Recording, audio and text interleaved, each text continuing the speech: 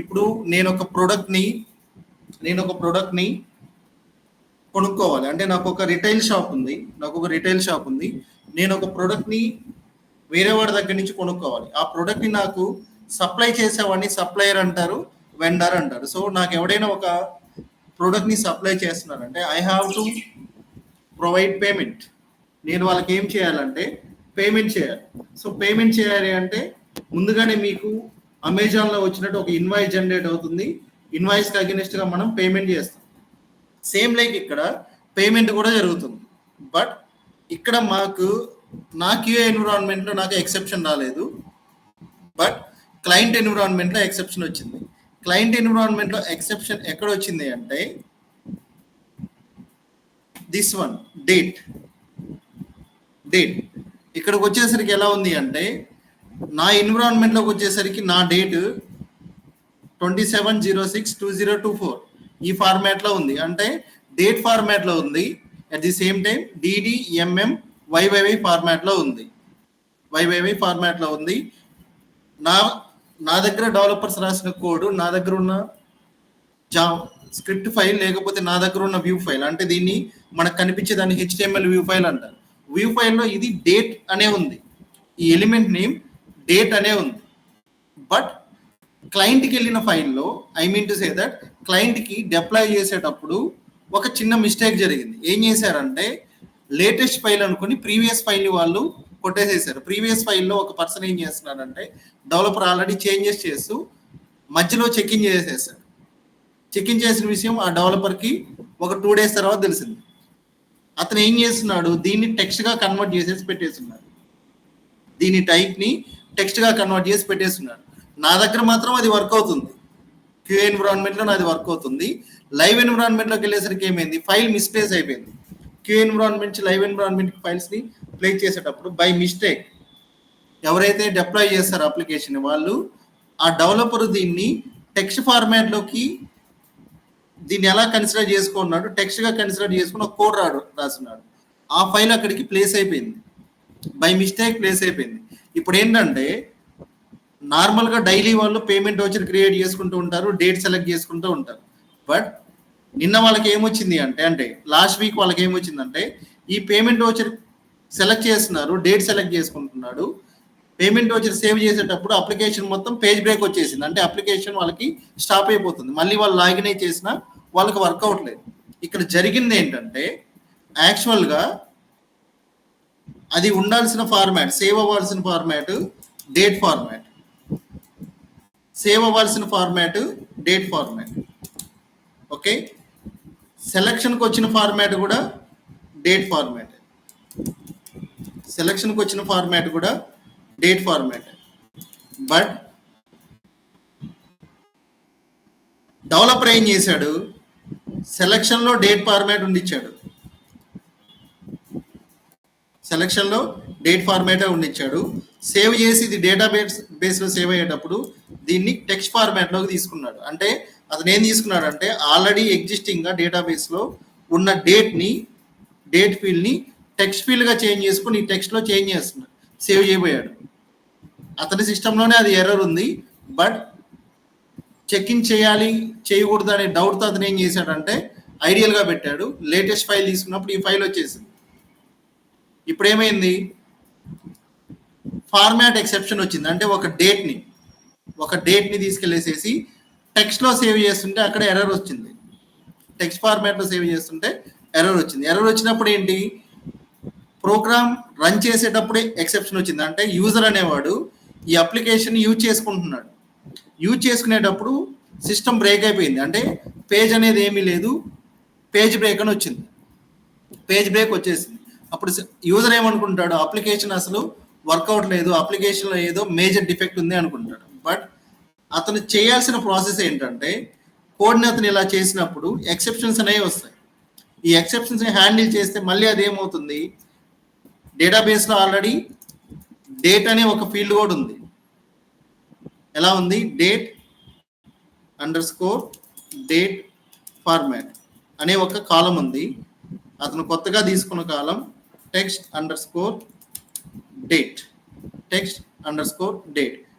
So if in case ఇక్కడ exception వచ్చింది అనుకోండి, వెంటనే అతను ఏం చేసి ఉండాల్సింది అంటే ఈ డేట్ ఫార్మాట్లో సేవ్ చేయాల్సింది దీన్ని, టెక్స్ట్లో కాకుండా. బట్ ఆ ఎక్సెప్షన్ హ్యాండిల్ చేయకపోవడం వల్ల ఏమైంది, అప్లికేషన్ని అంటే I mean to say that application use చేసుకునే యూజరు 2 days మేము ఫైల్స్ చేంజెస్ చేసి లేటెస్ట్ ఫైల్ వేసేంత వరకు అతను వెయిట్ చేయాల్సి వచ్చింది. అంటే ఇక్కడ ఎర్రర్ ఎక్కడ వచ్చింది, అతనికి రన్ టైంలో ఎర్రర్ వచ్చింది. ఇది హ్యాండిల్ చేయగలిగే ఎర్రర్. అంటే we can handle this error, we can handle this error. How we can handle this error means by using exception handling. By using exception handling.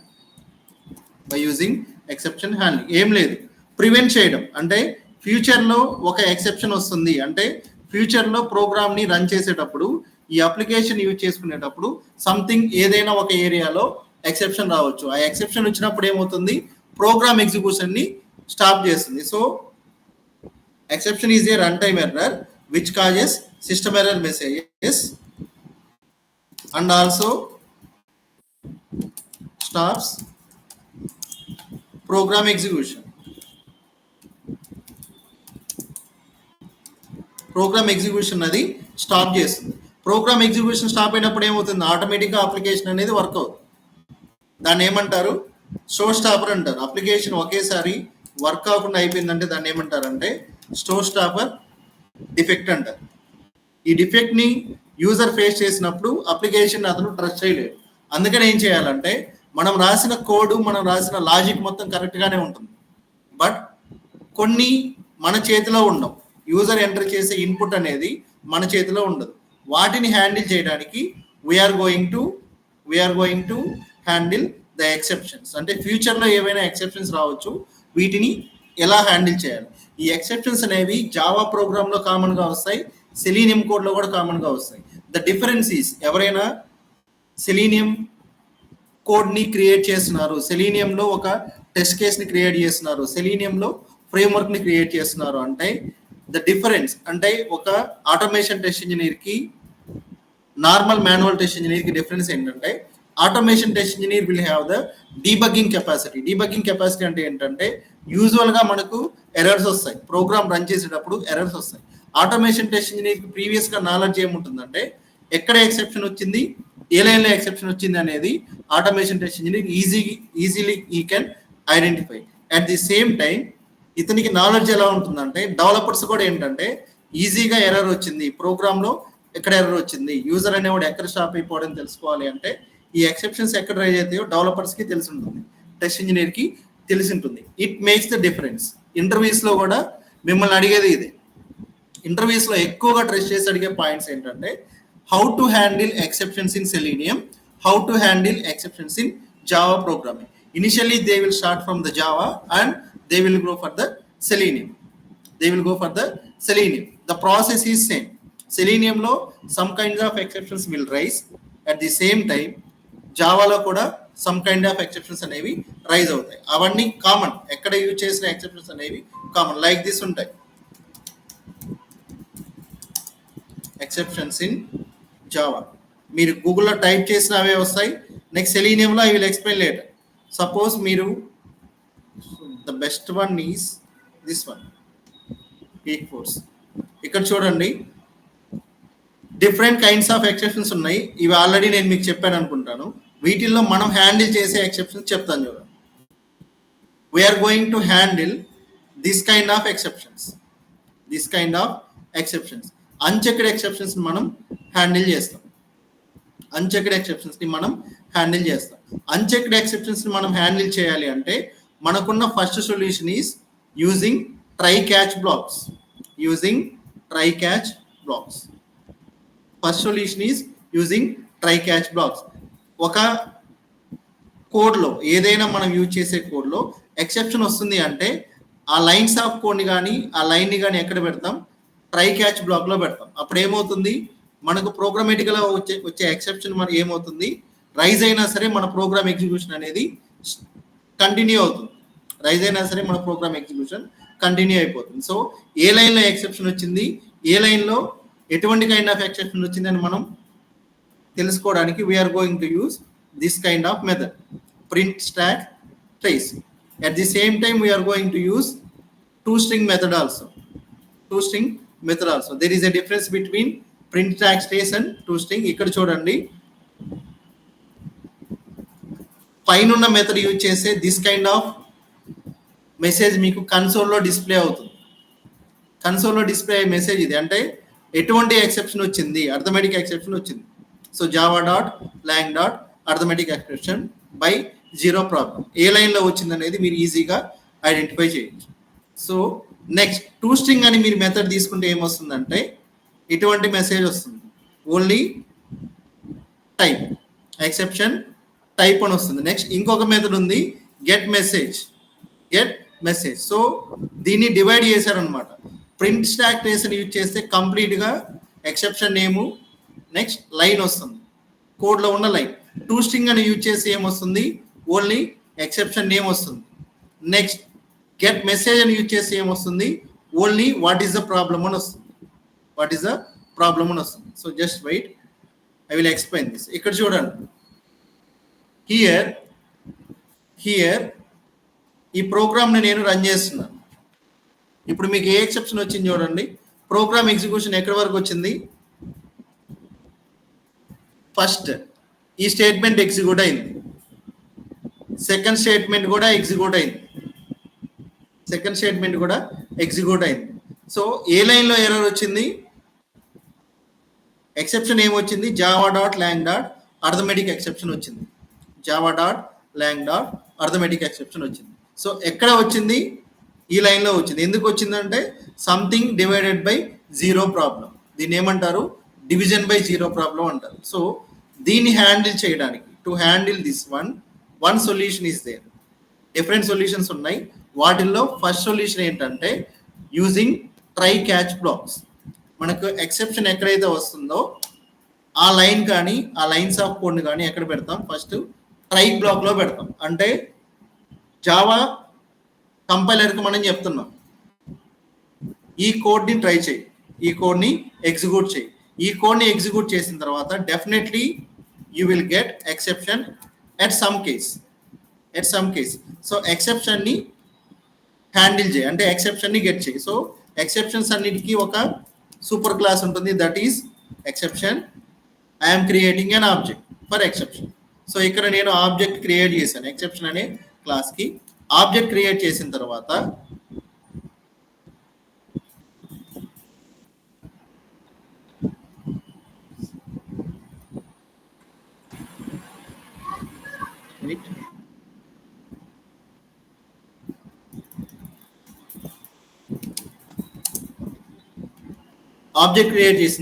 ఇక్కడ చూడండి. So I'm calling this one as SYSOUT. So నాకు ఏ లైన్లో error వస్తుంది, ఎప్పుడు error వస్తుందని తెలుసుకోవడానికి ఇక్కడ నేను ఏ ప్రింట్ చేస్తున్నాను, ఈ డాట్ ప్రింట్ స్టాక్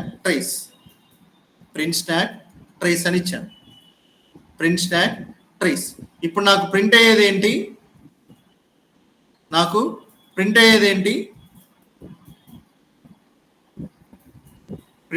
చెప్పండి.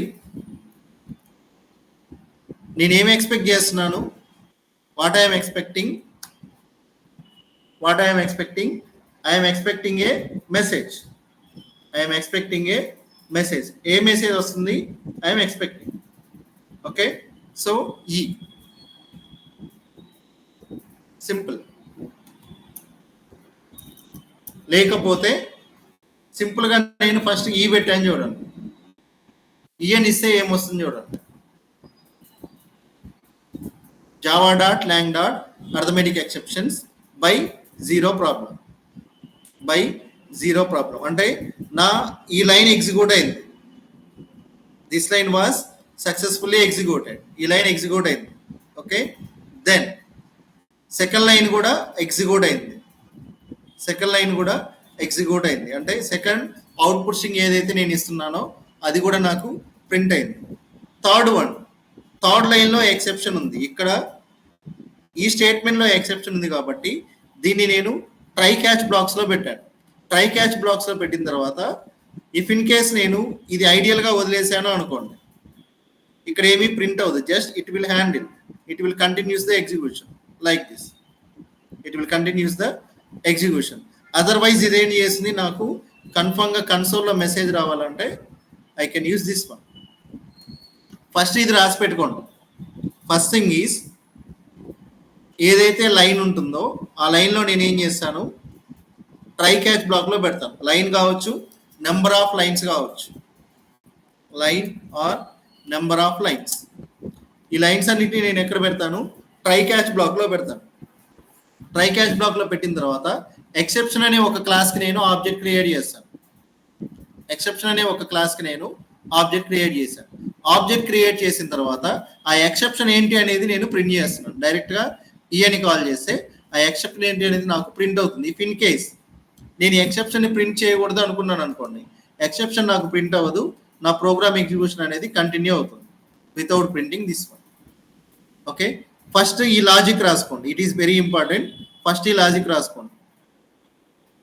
ఎవ్రీ వన్ ఈ లాజిక్ రాసుకోండి. How to use. ఇక్కడ ఉండేవి ఏంటివి, exception. We are expecting an exception. మనం ఒక ఎక్సెప్షన్ని ఎక్స్పెక్ట్ చేస్తున్నాం. ఎక్స్పెక్ట్ చేసేవే ఇక్కడ ఉంటాయి ట్రై బ్లాక్లో. క్యాచ్ బ్లాక్ ఏం చేస్తుంది అంటే ఇట్ హ్యాండిల్స్ ద ఎక్సెప్షన్. ఇక్కడ ఏదైతే ఎక్సెప్షన్ వస్తుందో ఆ ఎక్సెప్షన్ అది హ్యాండిల్ చేస్తుంది. So we can use multiple catch blocks. గుర్తుపెట్టుకోండి, we can use multiple catch blocks also.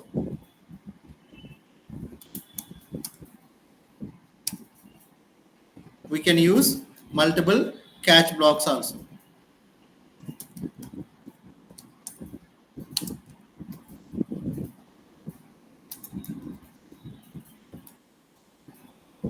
Multiple catch blocks. Okay, but ఇక్కడ మనం ఏం చేసాము, ఆల్రెడీ మెయిన్ ఎక్సెప్షన్ క్లాస్కి ఆబ్జెక్ట్ క్రియేట్ చేశాను కదా. ఎక్సెప్షన్లో కొన్ని సబ్ క్లాసెస్ ఉన్నాయి. అవి ఏంటివంటే ఫస్ట్ ఈ సింటాక్స్ రాసుకోండి, then I will explain how to create multiple catch blocks. First write this syntax, single try block and single catch block. Try బ్లాక్లో ఏముంటుంది, క్యాచ్ బ్లాక్లో ఏముంటుంది. ట్రై బ్లాక్లో ఏముంటాయి, ఏదైతే ఎక్సెప్షన్ రైజ్ అవుతుందో ఆ లైన్స్ ఆఫ్ కోడ్ ఉంటుంది. క్యాచ్ బ్లాక్లో ఏముంటుంది, క్యాచ్ బ్లాక్ హెడ్డింగ్లో ఎక్సెప్షన్ నేమ్ అంటే exception class name and object ఉంటుంది. మనం ఎక్సెప్షన్ని ప్రింట్ చేయాలా లేకపోతే స్కిప్ చేయాలనేది ఇక్కడ ఉంటుంది. So if you want to print exception you can print, otherwise you can continue with the next lines. Okay, first ఇది రాసుకోండి.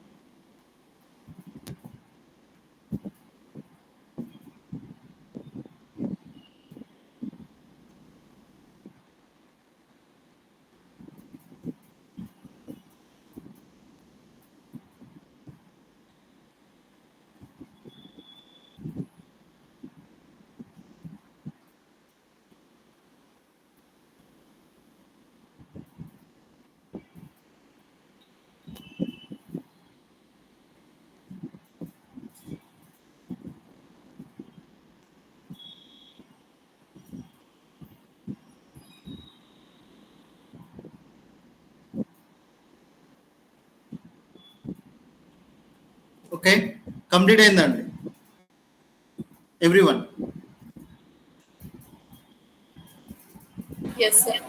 ఓకే, ఫస్ట్ మీకు ఇది కన్ఫ్యూజన్గా ఉంటాయి. మీరు గుర్తుపెట్టుకోవాల్సింది ఇది only try catch block. Try బ్లాక్లో ఏముంటుంది, కోడ్ ఉంటుంది where you are expecting exception. Catch బ్లాక్లో ఏముంటుంది, దాని సొల్యూషన్ అంటే మీరు హ్యాండిల్ చేశారు. సపోజ్ మీరు ఓన్లీ ట్రై బ్లాక్ పెట్టారు అనుకోండి, ఏం జరుగుతుందో చూడండి.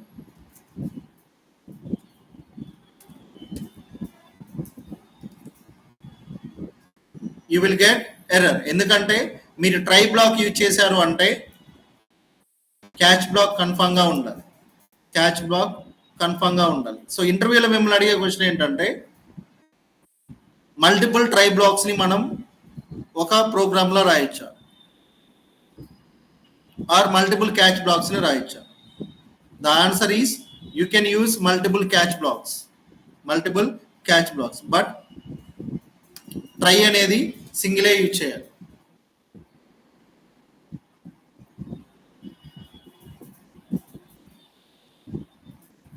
ఓకే,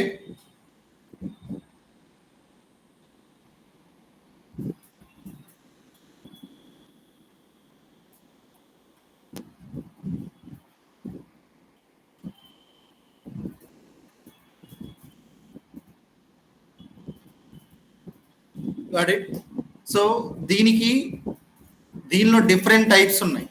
వీటిల్లో డిఫరెంట్ టైప్స్ ఉన్నాయి. So one by one I will explain. Okay, so వాటిల్లో first one arithmetic exception. So ఇది రాసుకోండి. First one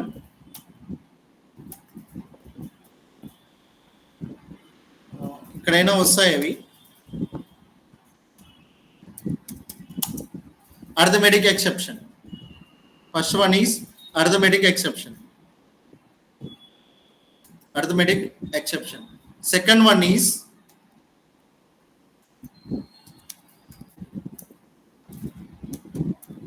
null pointer exception.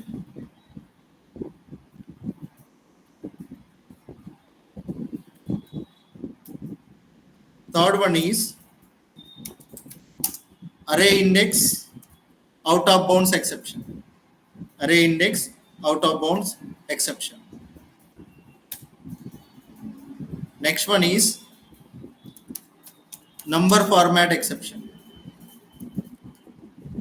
Number format exception.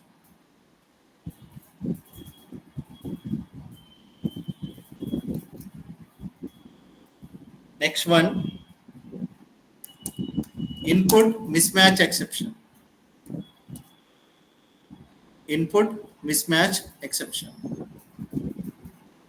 Input mismatch exception. Next one is illegal statement exception.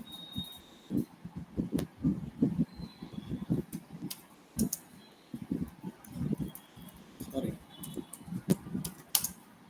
Illegal state exception. Okay, so ఇవి మనం ఎక్కువగా practice చేయబోయేవి. This is 6 kind of exceptions we are going to practice. Okay, arithmetic exception, number format exception, array index out of bounds exception, sorry, null point exception, array index out of bounds exception, number format exceptions, mismatch exceptions, input mismatch, and illegal statement exceptions. Illegal statement exception. So arithmetic exception ఎప్పుడు వస్తుంది అంటే ఇంత ముందు మీరు చూసారు. Arithmetic exception ఎప్పుడు వస్తుంది?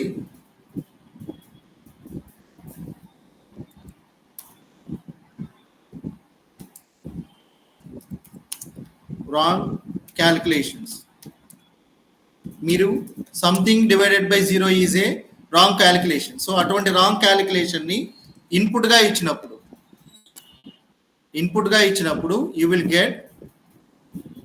you will get this kind of exception. Next one, null pointer exception. Null pointer exception. So null pointer exception ఎప్పుడు వస్తుంది అంటే ఆబ్జెక్ట్ రెఫరెన్స్ మిస్ అయినప్పుడు, లేకపోతే మీరు నల్ వాల్యూస్ పాస్ చేసినప్పుడు.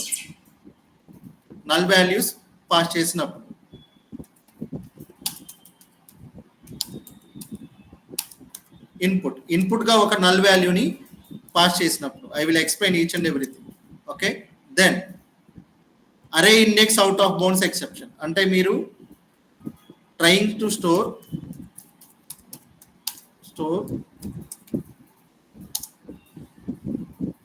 వాల్యూస్ ఇంటూ అరే ఏదైనా ఒక అరేలోకి మీరు వాల్యూస్ని స్టోర్ చేస్తున్నారు. బట్ ఎలా స్టోర్ చేస్తున్నారు? By out of it's index. Out of it's index అంటే ఏంటంటే మీరు అరే సైజ్ 4 ఉంది, 5th ఇండెక్స్లో ఒక వాల్యూని స్టోర్ చేయాలనుకుంటున్నారు. అటువంటి టైంలో ఈ ఎక్సెప్షన్స్ వస్తాయి. అటువంటి టైంలో you will get this kind of exception. Next ఇటువంటి ఎక్సెప్షన్స్ ఎప్పుడు వస్తాయంటే నంబర్ ఫార్మాట్. గుర్తుపెట్టుకోండి, నంబర్ ఫార్మాట్ అంటే మీరు యూజువల్గా మీరు ఏం చేస్తుంటారు అంటే you can convert integer into float, float into integer. అలా కాకుండా converting string into integer, converting string into integer. మీరు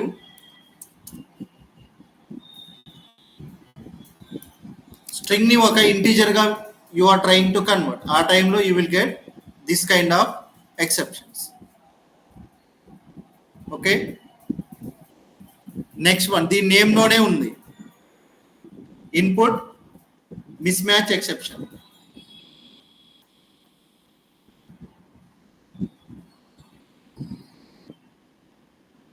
సో ఇన్పుట్ మిస్ మ్యాచ్ అంటే incorrect input passed by the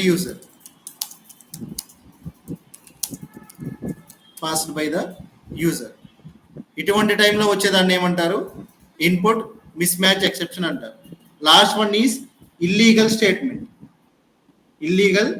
statement exception. So ఇది ఎప్పుడు వస్తుందంటే ఒక స్టేట్మెంట్ ఎప్పుడు రాయాలో అప్పుడు రాయకుండా వేరే టైంలో దాన్ని రాస్తే దిస్ కైండ్ ఆఫ్ ఎక్సెప్షన్స్ వస్తాయి. Okay, statement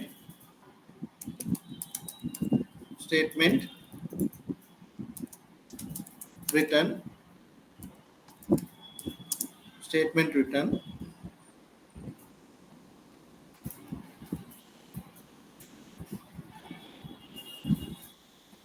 in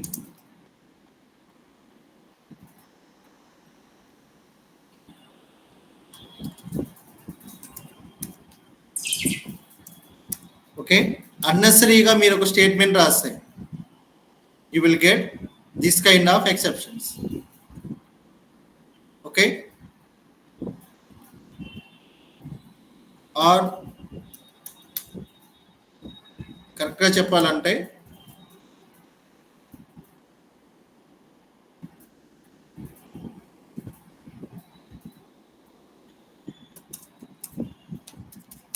wrong place or wrong line. మీరు ఇలా చేసినప్పుడు దిస్ కైండ్ ఆఫ్ ఎక్సెప్షన్స్ వస్తాయి. ఇవన్నీ ఏంటివంటే యూజర్ ఇన్పుట్ ఎంటర్ చేసేటప్పుడు వచ్చే ఎక్సెప్షన్స్. ఓకే, ఫస్ట్ థింగ్ ఇక్కడ చూడండి, first one is try catch black. ఇక్కడ ట్రై క్యాచ్ బ్లాక్ లో నేను ఒక ఎక్సెప్షన్ ని హ్యాండిల్ చేశాను. This exception is nothing but arithmetic exception. So వీటన్నిటికీ బేస్ క్లాస్ ఏంటి? ఎక్సెప్షన్స్ అన్నిటికీ base class is arithmetic exception. So arithmetic exception అనేది ఒక సూపర్ అనుకుందాం. దీనిలో సబ్ క్లాస్ ఎక్సెప్షన్ అనేది సూపర్ క్లాస్ అనుకోండి. దీనిలో ఒక sub class arithmetic exception. So ఈ కోడ్ని ఎగ్జిక్యూట్ చేస్తే ఏమొస్తుంది? అర్థమెటిక్ ఎక్సెప్షన్ వస్తుంది. ఈ కోడ్ని ఎగ్జిక్యూట్ చేస్తే అర్థమెటిక్ ఎక్సెప్షన్ వస్తుంది. సో ఏ లైన్లో వచ్చింది, ఎక్కడ వచ్చింది అనడానికి మనం ఏం చేయొచ్చు? You can use print stack trace method.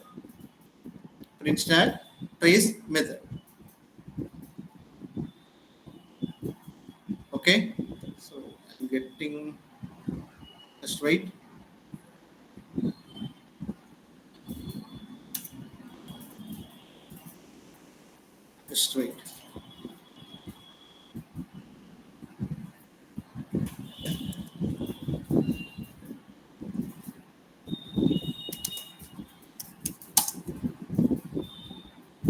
So first ఇది చూద్దాం, then we will go.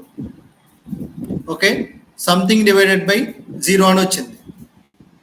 Just it is printing line అంటే ఎక్సెప్షన్ టైప్ ఏంటో నాకు ప్రింట్ అవుతుంది. So it is having division by 0 problem. It is having division by 0 problem. The next exception is, what is that?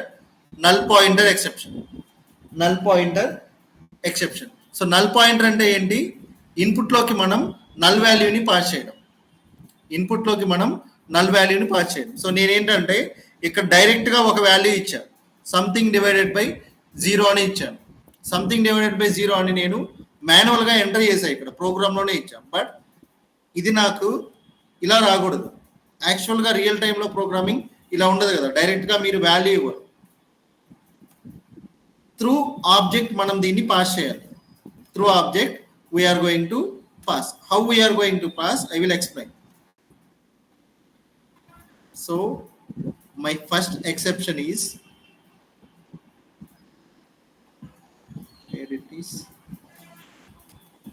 my first exception is this one.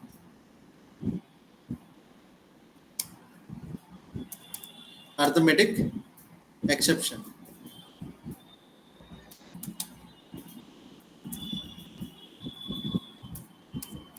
So నాకు వచ్చిన first exception arithmetic exception అనుకుందాం. I want to handle.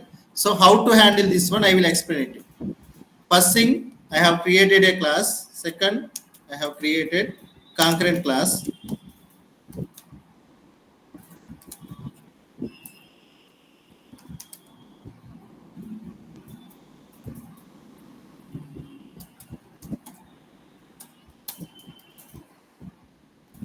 So concurrent class create చేశాను. Concurrent క్లాస్లో నేనేం create చేశాను అంటే ఒక method, white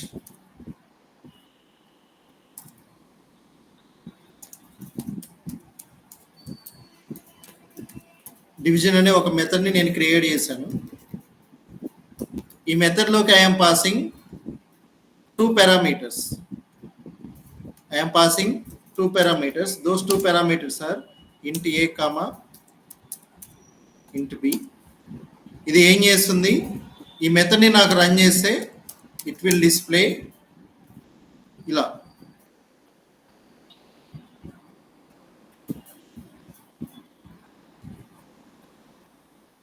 ఈ వాల్యూ నాకు డిస్ప్లే చేస్తుంది. It is going to display this one, this kind of value. So I am creating object for this class. I am creating object for this class equal to new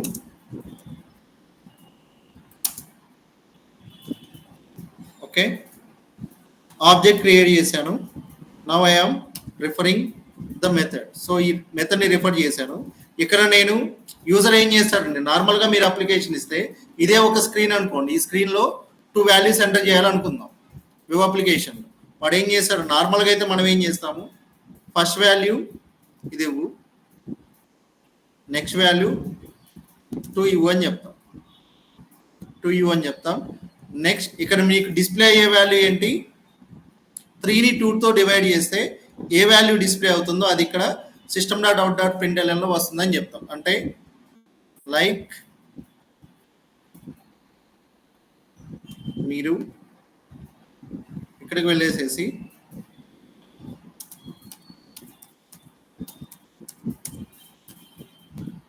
calculator ఒక application ready చేశాడు, ఒక application మీరు ready చేశారు.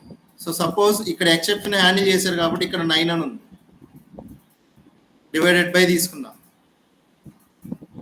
0 తీసుకున్నాం, infinity అని వచ్చింది, ఇక్కడ infinity అని వచ్చింది. ఎలా వచ్చింది, they handle that exception. Usually ఇది ప్రోగ్రామర్ అనేవాడు దీన్ని హ్యాండిల్ చేయలేడు, సమ్ టైమ్స్ హ్యాండిల్ చేయడం మర్చిపోయాడు అనుకుందాం. మర్చిపోయాడు అన్నప్పుడు ఏంటి, వాల్యూ అనేది కంటిన్యూగా ఒక వాల్యూ అనేది ప్రింట్ అవుతూనే ఉంటుంది, లేకపోతే అదేమవుతుంది, పేజ్ బ్రేక్ వస్తుంది.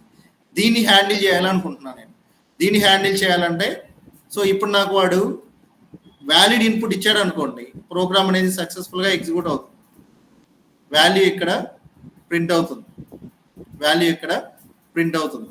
ఇలా కాకుండా సంథింగ్ డివైడెడ్ బై 0 అని ఇచ్చాడు అనుకోండి, నాకేమొస్తుంది, నా ప్రోగ్రాంలో ఎర్రర్ వస్తుంది. I mean to say that exception వచ్చింది. సో ఇలా మనకి ఎక్సెప్షన్ వస్తుంది. సో ఎక్సెప్షన్ మనకు కనిపించినప్పుడు మనం చూడాల్సింది ఏంటి, ఎక్సెప్షన్ నేమ్ ఏంటి, ఏ లైన్లో వచ్చింది, ఎక్సెప్షన్ నేమ్ ఏంటి, ఏ లైన్లో వచ్చింది. సో ఎక్సెప్షన్ ఎక్కడ వచ్చింది, 19th లైన్లో ఎక్సెప్షన్ వచ్చింది. అంటే ఈ కోడ్ని ఎగ్జిక్యూట్ చేసేటప్పుడు 19th లైన్లో ఎక్సెప్షన్ వచ్చింది. సో ఫస్ట్ ఇక్కడికి వెళ్తాం మనం. సో చివరిగా ఏదైతే ఉందో దాన్ని చూసుకోవాలి, గుర్తుపెట్టుకోండి. చివరిగా ఏదైతే ఉందో ఆ లైన్ చూసుకోవాలి. ఇక్కడ ఎక్సెప్షన్ వచ్చింది. సో ఇక్కడ యూజర్ అనేవాడు రాంగ్ ఇన్పుట్ ప్రొవైడ్ చేశాడు. రాంగ్ ఇన్పుట్ ప్రొవైడ్ చేయడం వల్ల ఇక్కడ ఎక్సెప్షన్ వచ్చింది. ఈ ఎక్సెప్షన్ ఎందుకు వచ్చింది, ఈ మెథడ్ వల్ల, ఈ మెథడ్లో ఈ లైన్ వల్ల. సో డైరెక్ట్లీ మీరు నావిగేట్ అవ్వచ్చు. అంటే ఏ లైన్లో ఎర్రర్ వచ్చింది అనేది మీకు చివరిలో డిస్ప్లే అవుతుంది. చివరిలో క్లాస్ నేమ్ అంటే ఇక్కడ మీకు ఇది ఏ లైన్లో ఎక్సెప్షన్ వచ్చింది, ఏ లైన్లో ఎక్సెప్షన్ వచ్చింది, నెక్స్ట్ ఏ ఆబ్జెక్ట్ని కాల్ చేసి ఎక్సెప్షన్ వచ్చింది అనేది చివరిలో మీకు డిస్ప్లే అవుతుంది. మీరు గుర్తుపెట్టుకోవాల్సింది. సో ఎక్సెప్షన్ వచ్చింది అంటే మీరు లాస్ట్లో క్లాస్ నేమ్ ఎక్కడుంది, క్లాస్ నేమ్ ఎక్కడుంది, దాని లాస్ట్ లైన్ నెంబర్ ఏంటి, ఇది గుర్తుపెట్టుకోవాలి. దెన్ దీని తర్వాత ఏంటి, ఇక్కడ మీరు ఆబ్జెక్ట్లోకి వాల్యూ రాంగ్ పాస్ చేశారు కాబట్టి ఎక్సెప్షన్ వచ్చింది. రాంగ్ ఎక్కడ పాస్ అవుతుంది, ఈ లైన్లో పాస్ అవుతుంది. సో ట్రై క్యాచ్ బ్లాక్ మనం ఎక్కడ ఇంప్లిమెంట్ చేయాలి, ఈ బ్లాక్లో ఇంప్లిమెంట్ చేయాలి. సింపుల్గా నేనేం చేస్తున్నాను, ట్రై ఇక్కడ ఇచ్చాను, క్యాచ్ ఇక్కడ పెట్టాను, క్యాచ్ ఇక్కడ పెట్టాను. సో ఇక్కడ ఏం రాశాను అంటే I was expecting one exception, ఏదో ఒక ఎక్సెప్షన్ వస్తుందని నేను ఎక్స్పెక్ట్ చేస్తున్నాను.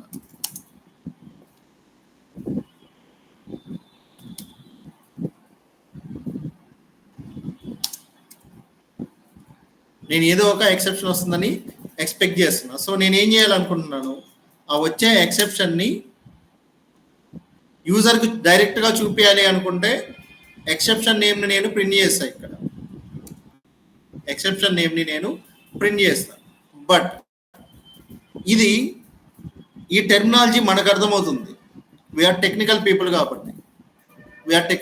కాబట్టి ఈ టెర్మినాలజీ మనకు అర్థమవుతుంది. బట్ యూజర్కి ఇది అర్థం కాదు. నార్మల్గా అప్లికేషన్ యూజ్ చేసుకునే యూజర్కి ఇది అర్థం కాదు. యూజర్కి అర్థం అవ్వాలంటే మనం ఏం చేయాలి, ఎక్సెప్షన్ వచ్చింది, ఎక్సెప్షన్ మనం హ్యాండిల్ చేస్తున్నాం. మెసేజ్ ఏదైతే యూజర్కి డిస్ప్లే అవుతుందో దాన్ని ఇక్కడ మనం రాసి పెడతాం. Don't enter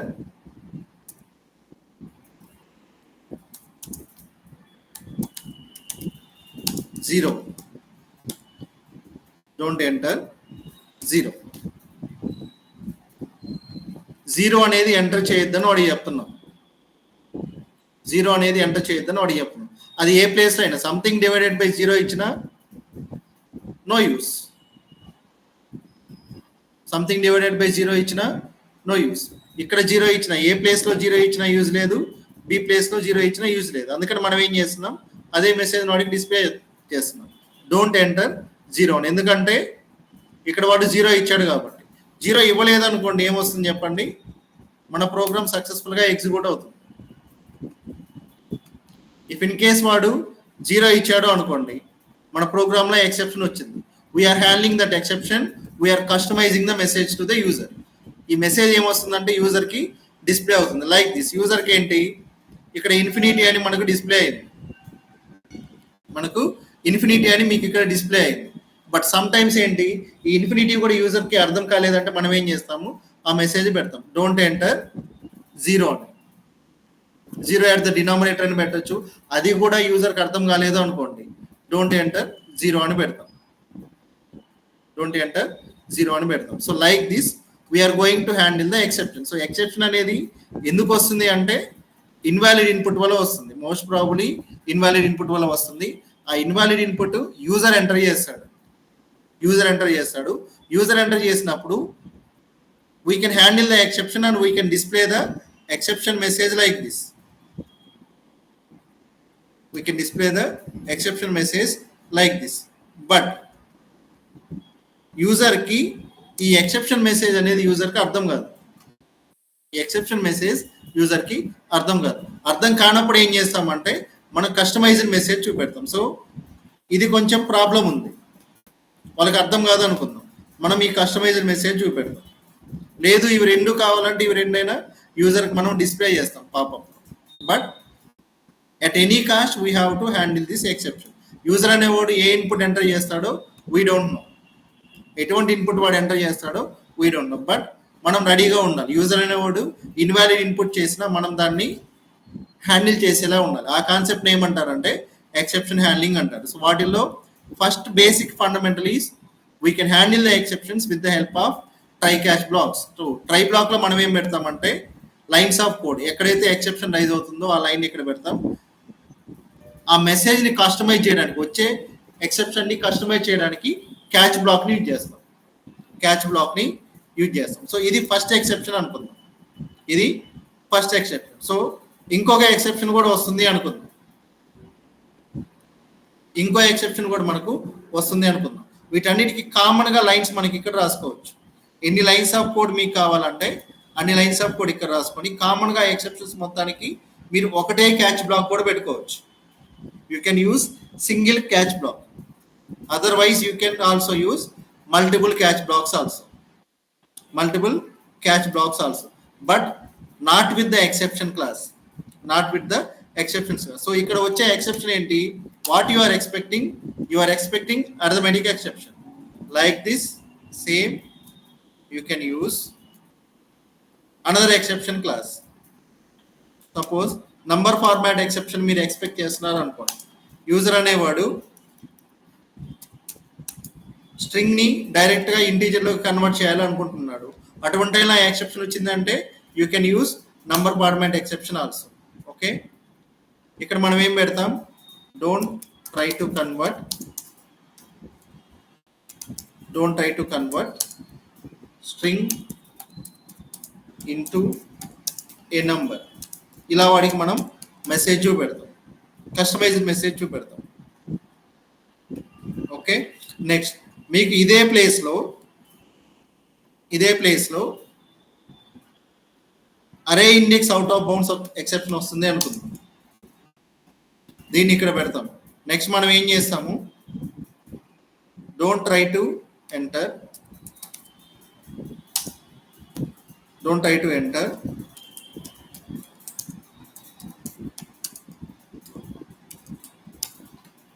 values into array after index 4 or 5 పెడతాం. Like this we can use multiple catch blocks. వీటన్నిటిని సింగిల్ క్యాచ్ బ్లాక్ లో అయినా నేను హ్యాండిల్ చేయొచ్చు. ఈ ఎక్సెప్షన్స్ అన్నిటిని సింగిల్ క్యాచ్ బ్లాక్స్ లో ఐ కెన్ హ్యాండిల్, బికాస్ వీటన్నిటికి సూపర్ క్లాస్ ఒకటి ఉంది. That one is exception.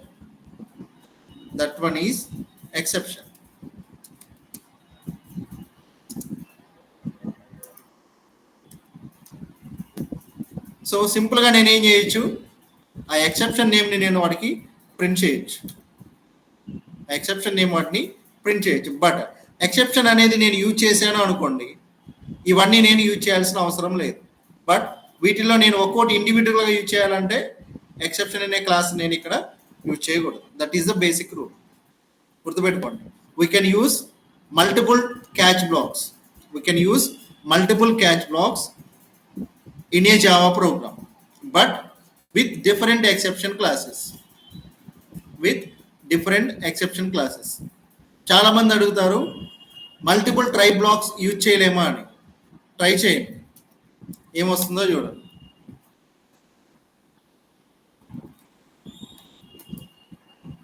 మీరు ఒక ట్రై బ్లాక్ యూజ్ చేశారు, ఇక్కడ ఒక ట్రై బ్లాక్ ఉంది, దానికి అడిషనల్గా ఏముండాలి, కన్ఫామ్ గా ఒక క్యాచ్ బ్లాక్ అనేది ఉండాలి.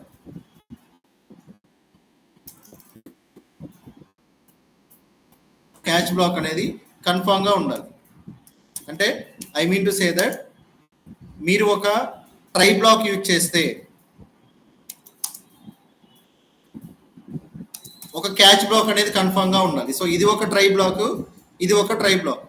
అంతేకాని మల్టిపుల్ ట్రై బ్లాక్స్ని మనం ఇలా ఇంప్లిమెంట్ చేయలేం. మల్టిపుల్ ట్రై బ్లాక్స్కి like this try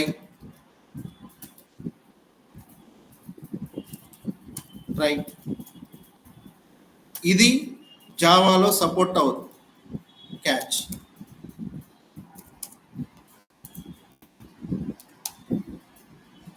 this will not be supported in Java. గుర్తుపెట్టుకోండి, we can use multiple catch blocks for a try block. ఒక ట్రై బ్లాక్కి మనం మల్టిపుల్ క్యాచ్ బ్లాక్స్ని యూజ్ చేసుకోవచ్చు to handle multiple types of exceptions. But multiple try బ్లాక్స్కి ఒక catch బ్లాక్ని use చేయలేము. గుర్తుపెట్టుకోండి. అట్లీస్ట్ ఈ లాజిక్ అర్థమైందా మీకు? How we are going to implement. ఎక్కడైతే ఎక్సెప్షన్ ఉంటుందో దాన్ని ట్రై బ్లాక్లో పెడతాం, దేన్నైతే హ్యాండిల్ చేయాలో దాన్ని క్యాచ్ బ్లాక్లో పెడతాం. If you want to print any message you can print, otherwise you can leave. Process will continuous. Next లైన్కి ప్రోగ్రామ్ అనేది వెళ్ళిపోతుంది. దీంట్లో ఏమైనా క్వరీస్ ఉన్నాయో చెప్పండి.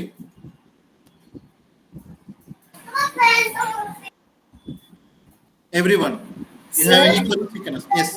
Yes sir, multiple try catcher blocks ఒకటే దాంట్లో యూజ్ చేయొచ్చా? ఐ మీన్ టు సే అంటే ఒకటే దాంట్లో మనం multiple try and catch use చేయొచ్చా? మీరు అడిగే దీని గురించా? Yes you can use. ఎలాగంటే నేను చెప్తా చూడండి. ఎలాగంటే ఇక్కడ ఒక లైన్ ఉంది, లైన్ 1 ఉంది అనుకుందాం. లైన్ 1 వల్ల ఏం జరుగుతుందంటే అర్థమెటిక్ ఎక్సెప్షన్ వస్తుంది అనుకుందాం.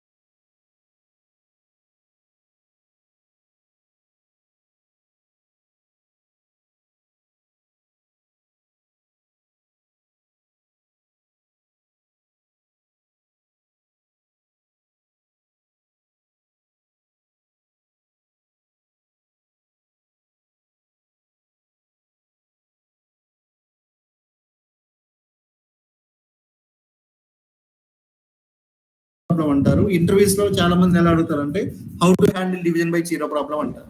So division by zero problem is not will occurs when arithmetic exception occurs in a program execution. How to handle that exception means by using arithmetic exception class or exception class object with the help of try catch blocks. Okay, వీటి మీద మాత్రం మీరు ఎక్కువ focus చేయండి. I already shared one material, అంటే మీకు link share చేశాను, ఆ లింక్ ఒకసారి చూసుకోండి. But it is very important.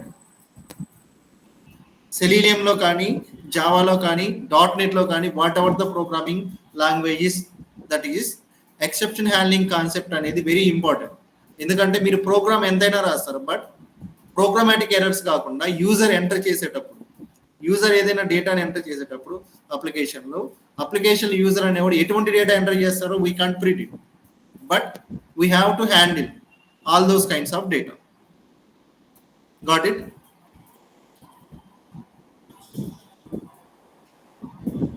Any queries from your side? Let me know. So please don't leave after this session completes. I have some doubts. Okay. Okay, who is Yamuna or Bhargavi? No, Yamuna. Please stay Okay, back. sure. Yes, sure. Anyone? If you have any